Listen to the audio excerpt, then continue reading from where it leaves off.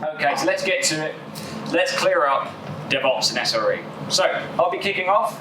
DevOps, where did it all come from? I'm not going to read all this out, but at the end of the day, it actually began from a consultancy, and a particular consultant in Ghent in Belgium in 2009 came up with a new word, I guess, and come up with a new marketing principle, of which then at the time Puppet decided to grab hold of it, make something of it, create a conference around of it, and all of a sudden we had DevOps. And obviously now we had DevOps engineers. Now obviously I'm being mildly sarcastic here for all the sysadmins in the room and anyone who ever worked on our Linux server back in the day. We are still doing a lot of the same stuff. There are just some new tools.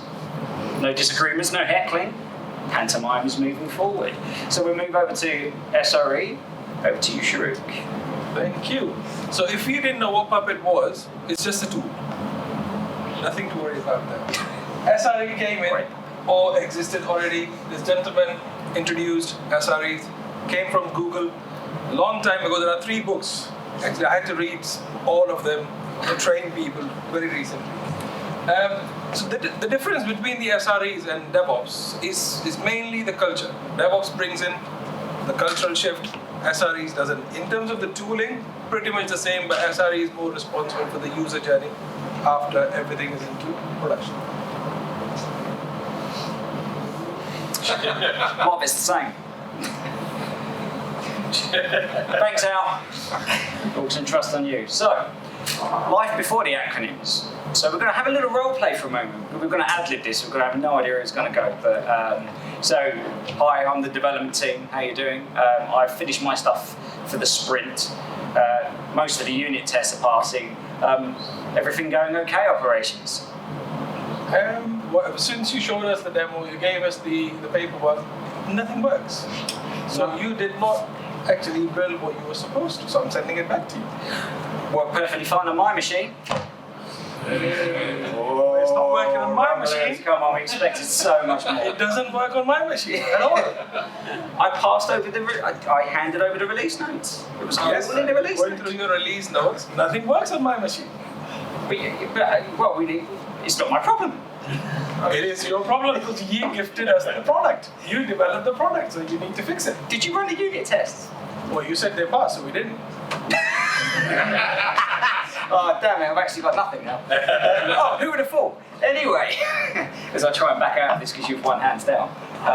Yes, good old classic 404. So, we get to that point of DevOps, and what do we really mean? So let's just kind of clear up the rules around DevOps that aren't really rules. It's continuous feedback, we know that. But really what DevOps engineers are focused on, I kind of lean back towards that sysadmin platform engineer kind of attitude, is that we're there for the build.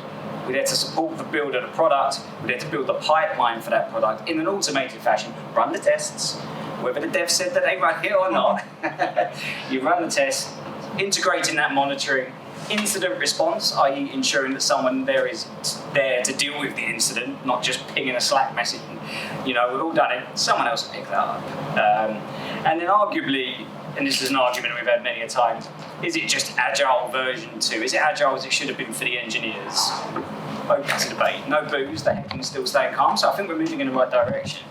So let's just go for the completely and utterly epically different world of SRE.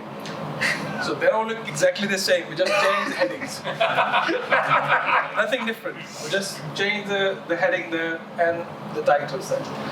So the difference in real life scenario is the show starts for SREs once it's in production.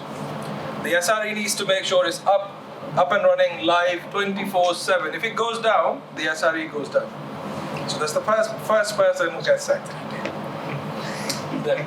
And they basically ensure the performance is as expected, the user journey is smooth, user is happy after it's finished, and a lot of preparation that we know, which no one actually knows what that means at the end. Because it goes back to making sure we are prepared to make it available 100% 24/7. And go back to that point, because I'm Mr. DevOps, I'd still be sitting there and saying, personally, well, it's auto-scaling, relatively auto-healing. I built that in my pipeline. You built that in your pipeline, but who tells you that it's up and running? Who's monitoring it? Who's giving that response back to the user? Who's getting the feedback from the user? It's all SRE.